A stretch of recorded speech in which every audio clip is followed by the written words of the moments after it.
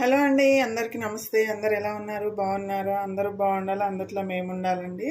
ఈరోజు నేనైతే తెలంగాణ స్టైల్ కాకరకాయ పులుసు వేసి చూపిస్తున్నాను. దానికోసం అయితే ఒక గిన్నె పెట్టుకోండి. 1 టేబుల్ స్పూన్ నూనె అయితే పోసుకోండి.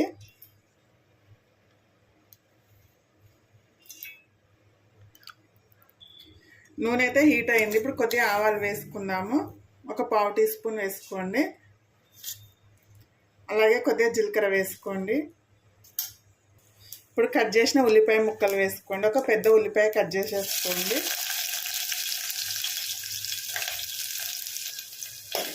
ఉల్లిపాయలను అయితే ఫ్రై చేసుకోండి ఇప్పుడు 1 2 నిమిషాలు. ఉల్లిపాయ ముక్కలు అయితే ఇలా ఫ్రై కావాలండి, మరీ బ్రౌన్ కలర్ అవసరం లేదు. ఇందులో 1 2 రెమ్మల కరివేపాకు వేసుకుందాము.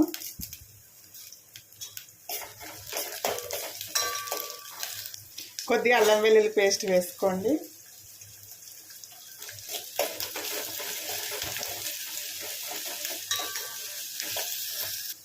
ఒక 1/2 టీ స్పూన్ పసుపు వేసుకోండి.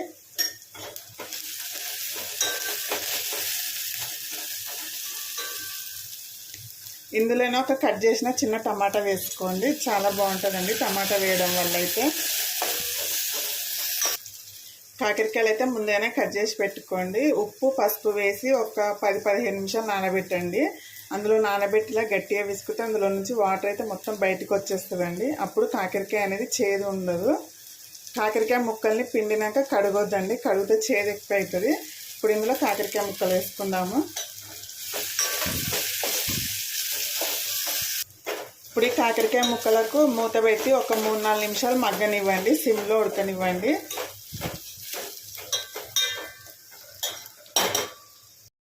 చూడండి, కాకరకాయ అయితే బాగా మగ్గిపోయింది. ఇలా మగ్గాలండి కాకరకాయ ముక్కలు అనేది. అయితే 1 టీ స్పూన్ కారం వేసుకోండి. పులుసుకు సరిపడా సాల్ట్ వేసుకోండి. దొడ్డుప్పు వేసుకోండి, టేస్ట్ అప్పుడే బాగుంటుంది.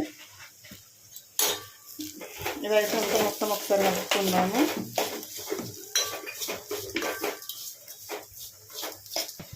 చూడండి, ఉప్పు కారం ముక్కలకైతే మొత్తం ఇలా పట్టియండి.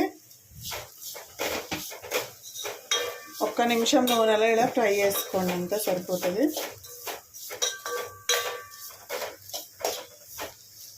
ఒక చిన్న నిమ్మకాయ సైజుంతా చింతపండు నానబెట్టుకొని పులుసు తీసుకొని పక్కన పెట్టుకోండి. మీరు తినే పులుపుని బట్టి వేసుకోండి. కాకరకాయలు అయితే బాగా ఫ్రై అయిపోయినాయి కదా, దీంట్లో చింతగుజ్జును వేసుకుందాము.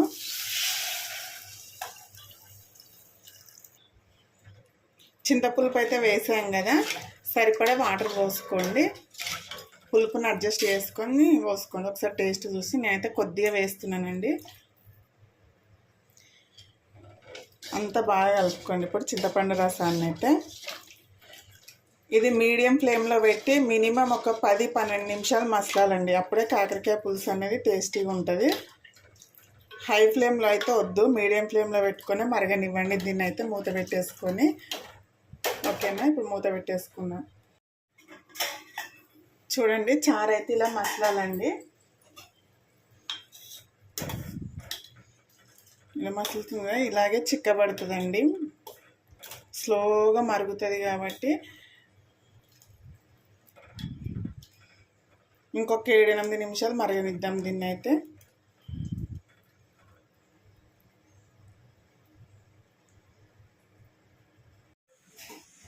చూడండి, పులుసు అయితే రెడీ అయిపోయిందండి. ఇలా కావాలి. ఇప్పటిదాకా ఇక్కడ ఉన్నది ఇక్కడ దాకా వచ్చింది చూడండి, అంతలా మసలాలే, అప్పుడే బాగుంటుంది. ఇందులో ఒక 1/2 టీ స్పూన్ ధనియాల పొడి వేసుకుందాం. ఇప్పుడు 1/2 టీ స్పూన్ ధనియాల పొడి, ఒక పావు టీ స్పూన్ జీలకర్ర మెంతుల పొడి, 1 స్పూన్ నువ్వుల పొడి అండి. వేయించి దంచుకోండి, బాగుంటుంది ఫ్లేవర్ అయితే ఇందులో. ఇప్పుడు అంతా ఒకసారి బాగా కలుపుకుందాము. ఓకే అండి, కాకరకాయ పులుసు అయితే రెడీ. చూడండి, ఇలా రావాలి. ఫైనల్గా కొద్దిగా కొత్తిమీర వేసుకోండి. వీడియో కనుక నచ్చినట్టయితే ఒక లైక్ చేయండి, షేర్ చేయండి, అలాగే మన ఛానల్ని సబ్స్క్రైబ్ చేసుకొని సపోర్ట్ చేయండి ఫ్రెండ్స్. ఓకే మరి, బాయ్.